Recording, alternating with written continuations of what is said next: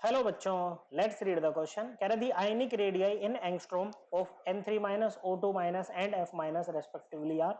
देखो वैल्यू पूछ रहा है हमसे। ओके, अब वैल्यू तो हम याद नहीं कर पाएंगे इस तरह से, तो हम इसको कैसे सोल्व करेंगे? तो आप इसका ऑर्डर निकाल लीजिए बच्चों और वैल्यूज के ऑर्डर से मैच कर लीजिए, वही हमारा आंसर होगा बच्चों। ओके, जो मैच करेगा ऑर्डर के साथ। तो देखो ये तीनों क्या है बच्चों, जैसे नाइट्रोजन है एटॉमिक नंबर 7। अब जब जैसे ही आपने इसको N3 माइनस बनाया तो इसके पास में कितने इलेक्ट्रॉन आ गए? 10 इलेक्ट्रॉन आ गए। ओके बच्चों, लेकिन प्रोटॉन अभी भी कितने हैं बच्चों? 7 ही हैं। वहीं अगर ऑक्सीजन की बात करें, एटॉमिक नंबर है 8। O2 माइनस बनते ही इसके पास भी कितने हो गए बच्चों?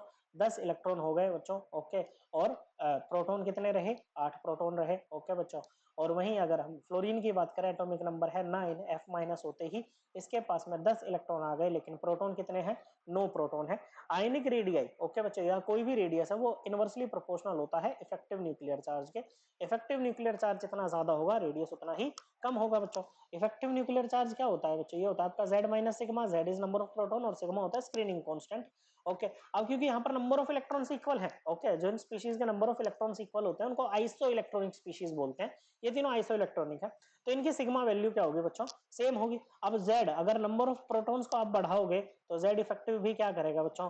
बढ़ेगा। और अगर Z इफेक्टिव बढ़ता है तो क्या होगा बच्चों? रेडियस आपका डिक्रीज करेगा बच्चों। या फिर आप इसको ऐसे भी समझ सकते हो कि अगर आपके पास में आइसो इलेक्ट्रॉनिक स्पीशीज हैं तो जितना ज्यादा नेगेटिव चार्ज उनके ऊपर आएगा बच्चों उतना ही ज्यादा उनका रेडियस होगा बच्चों। इसका मतलब N3 माइनस का रेडियस सबसे ज्यादा होगा, फिर O2 माइनस का, और सबसे कम होगा F माइनस का। इसका बच्चों F माइनस का सबसे कम होगा।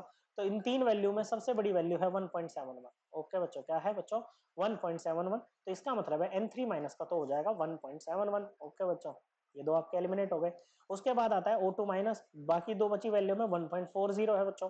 इसका मतलब ये भी आपका एलिमिनेट हो गया। 1.40 angstrom will be the ionic radii of oxide ion. Okay, फिर है फ्लोराइड, तो इसके लिए होगा आपका 1.36 angstrom. Correct answer option 1। I hope आपको ये एकदम क्लियर हो गया होगा। थैंक यू बच्चों।